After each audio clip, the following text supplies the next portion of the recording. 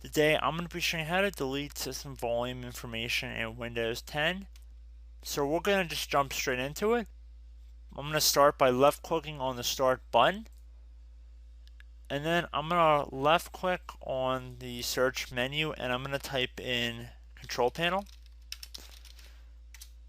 Should be listed directly above the desktop app writing right here. So you want to left click on that.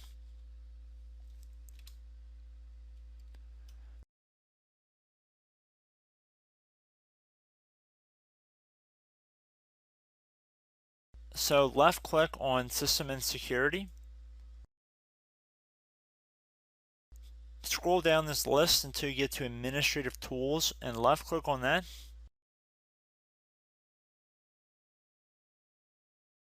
And then double click on Services.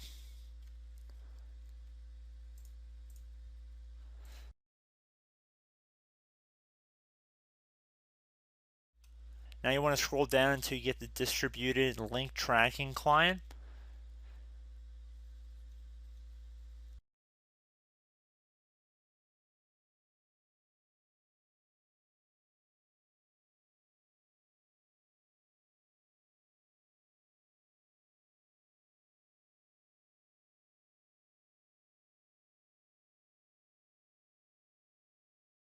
Right click on it. Left click on Properties. Underneath Startup Type, left click on the little drop down area here. Left click on Disabled. And then left click on Apply. And then OK. So at this point you can close out of the Services window. And now we want to head back to the Start menu and right click on the Start button. And then left click on Command Prompt Admin.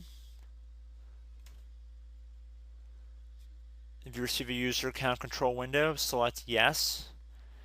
So in most cases it would be the D drive, however I'm going to do T in my instance, but for most people it'll be D, and then colon, and then I'm going to hit enter.